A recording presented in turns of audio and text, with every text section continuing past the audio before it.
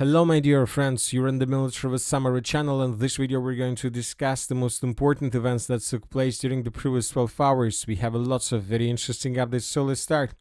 And first we're going to talk about the United States of America, about the city of New York, because the most interesting event is currently taking place exactly here. We're talking about the United Nations General Assembly. We have lots of icons added to the map where we can see and read a lot of statements made by different countries, by different leaders about Russia, about Ukraine, about Europe, about migrants, about problems and so on. But this video we're going to talk just about the statements and things that are related to the Russian-Ukrainian war. So let's discuss this article first of all, and this is the statements that were made by Trump after the meeting with Zelensky. Trump's statements at the meeting with Zelensky at the United Nations Organization. NATO countries should shoot down Russian planes that violate their airspace. Whether US support for a NATO country that shot down a Russian plane will depend on the circumstances. It looks like this war won't end for a long time. In about a month, I'll tell you whether I still trust Putin or not. The Russian economy is in a terrible shape right now. It's collapsing. The Ukrainian army is doing a good job of stopping this large Russian army. So as you can see, Trump made lots of statements, and all these statements probably made Zelensky feel himself very happy. We see that this time Trump supported Zelensky for 100% and he didn't support Russia and Putin. And as you can see, Zelensky is very happy by everything that happened on the fields of the General Assembly, and he made lots of statements as well. Zelensky stated that Trump will provide Ukraine with security guarantees after the end of this war. The question is that nobody told Zelensky when exactly this war would be finished. Another important statement made by Zelensky. I'm very grateful to Trump. Most likely he's very happy as well. I can't share any details right now. Trump has very important information regarding the situation on the front. Trump is one who can radically change everything. Trump trusts more than Putin. He added he trusts him more than Putin. Trump realized that Putin was sharing information that was far from the truth about what was happening on the battlefield. It was a very good meeting today. It was probably the most meaningful. Later, the president of the United States of America summarized everything that he was talking about with his special aides, with Zelensky and other different leaders, and he published a very huge post in his social network. We will not discuss the entire post, we will not read this, just the most important thing. Trump says Ukraine can win in war against Russia and that Russian economy is collapsing and is in a big trouble. He also says Ukraine can regain all of territories they lost. He also says Russia is a paper tiger and that United States of America will continue to supply weapons to NATO towards Ukraine. So we see that the war in Ukraine will continue obviously for another year, for another 2026, for another year. 2026 is going to be very difficult both for Russians and Ukrainians, and most likely we're going to see probably another layer of escalation. And now let's discuss the situation on the ground, and let's try to understand whether the President of the United States of America is correct saying that Russia has huge problems and that Russia is a paper tiger. And when talking about the situation on the ground, I'm not sure that Russia is a paper tiger, tiger, because if Russia is a paper tiger and Russia is advancing along the line of combat contact, so how can we call the armed force of Ukraine in this case? Anyway, let's start, and first let's talk about the Zaporizhzhia direction. During the previous 24 hours, additional changes on the ground were recorded. According to information we have, the armed forces of the Russian Federation improved their positions in the city of Stepnogorsk. This video was published by Ukrainian resources, and here we can see how Ukrainians were, first of all, they discovered the redeployments and the movements of the Russian units along the main street of the city of Stepnogorsk, and then Ukrainians began attacking Russians with FPV drones. This episode took place exactly in this area, and this video confirms that Russians, as a result of offensive operation, most likely managed to establish almost complete control over the southern part of the city. The Russians continue advancing, and as we can see, the Russians are trying to cut the city of Stepnogorsk in two. They want to cut the eastern part of the city of Stepnogorsk from the southeastern part of the settlement of Primorska. They tried to cut the city along M18 road, not the city, but this area along M18 road, and then to handle with every single direction separately.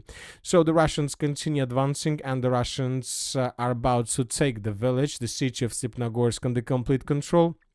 Furthermore, this information was confirmed by pro-Ukraine resources. The pro-Ukrainian resources reported that the activity of the assault operations of the Russian armed forces in the Plavny Primorsko-Stepnogorsk area has not decreased for a long time.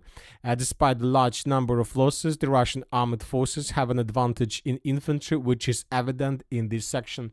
So, as for now, there are still lots of job to do for the armed forces of the Russian Federation, but it seems that the Russians and Ukrainians have already passed the turning point in the battle for the area. Now let's move further. Let's discuss the situation in the eastern Zaporizhzhia direction.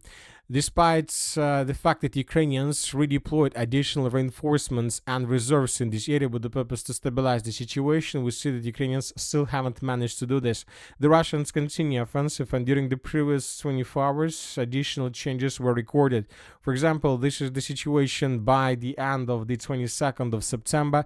By the end of the 23rd of September, the Russians improved their positions around Berezova, and by the beginning of the 24th of September, the Russians improved their positions in the pocket between the village of Berezova and Sosnovka.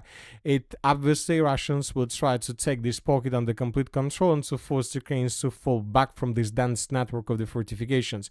Furthermore, the Russians continue their offensive operation to the west of the settlement of Kalinovskaya. All these reports and all these updates were confirmed by neutral mappers. Furthermore, we got two important videos. The first one is coming from the western part of the village of Kalinovska. This one. Here we can see how Russian Dragon drone was attacking positions of the armored forces of Ukraine along this tree line, trying to destroy and to damage Ukrainian positions, and the most important, to destroy Ukrainian some small ammo depots or warehouses, some arms in this area, so to make Ukrainians without weapon and to force them to fall back. So this Dragon drone attack took place exactly along this tree line, and this means that most likely the Russians will continue offensive here. A bit further in the northeastern direction, the same story took place around the village of Sosnovka. Another Russian Dragon drone was flying above Ukrainian position and attacking them with a thermal weapon, with the purpose to damage position, to damage Ukrainian weapons, to damage mines probably in this area, and to damage Ukrainian arms. So most likely this video also confirms that Russians, after they finish the battle for this pocket, will continue offensive operation in the western direction. So Russians will continue their offensive in the Zaporizhzhia direction despite reinforcements and reserve that arrived in this area from the Ukrainian side. Now let's move further and let's discuss the situation in the Pokrovsk direction. Very interesting videos are coming from the area of breakthrough. During the previous 12 hours, pro-Ukrainian resources published this video where we can see how Russians were moving along the village of Novotoretska, most likely in the northeastern direction towards the settlement of Vladimirovka, but these Russian soldiers were ambushed by Ukrainian soldiers that were hiding in the building in the vicinity in this area. The Ukrainians attacked Russians, and the entire assault group of the armed forces of the Russian Federation was destroyed exactly in this point. Based on this video, we came to the conclusion that Ukrainians managed to improve their positions and to secure up to 40% of the settlement of Novotoretska from the north. So once again, Ukrainians most likely, according to different mappers, according to geolocation, according to different experts, answered this part of Novotoretska from the north, from the settlement of Vladimirovka. And now this area is no longer secured for Russians. They can't feel themselves in secure place here right now, and it seems that the Russians are about to be caught in cauldron by Ukrainians. If you remember, just yesterday, the day before yesterday, several neutral mappers reported that Ukrainians improved their positions to the west of the village of Boykovka. Now we have video confirmation that Ukrainians improved their positions to the east of Boykovka, and currently the corridor for the armored forces of the Russian Federation, let's say between eastern and the western flanks, is less than 2 kilometers. But at the same time, we see that there is a very powerful stronghold created by Ukrainians, but now under control of the armed forces of the Russian Federation. We're talking about this stronghold. This area is under complete Russian control, and this is the base, or this is not just the base, this is the most important stronghold right now, because if Russians lose control over the stronghold, the Russians who are currently located further to the north around the villages of Zaporizhzhia, Mayak, Kucherevka, Снегирев Яр, Veselый, Zolotoy Kolodец would be caught by Ukrainians in cordon without any chances for evacuation. So the situation is very critical, as we can see, for the armed force of the Russian Federation, and it seems that this is a first critical situation probably since the beginning of the Ukrainian Suja adventure. So let's wait and see what is going to be next, because if Russians can't stabilize the situation, then the situation will worsen. Now let's move further and let's discuss the situation in the area of the city of Konstantinovka, where Russians began their final offensive operation towards the Kiban Bitska water reservoir. In this video, for example, we can see how Russians were attacking positions of the armed forces of Ukraine on the territory of the city of Konstantinovka. Several temporary deployment points were discovered and destroyed. The most important updates are coming from the settlement of Kiban Byk.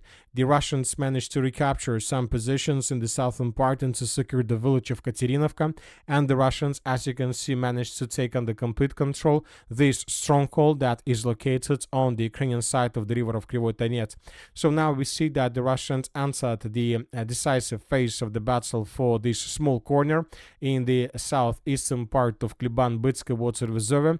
As soon as Russians take this territory under complete control, and most likely this is going to happen in coming days, then Russians will be able to continue offensive operation along the river of Kryvyi Donets and the railways towards the settlements of Bishevka, Ivanopolye, and then further in the direction of the city of Konstantinovka.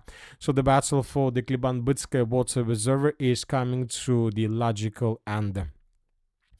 And that's it for the short video. Military Summary channel reminds you to condemn any violence in the world. Thank you for your watching. Subscribe to my channel, put your likes, join my Patreon, and have a good day. Bye bye.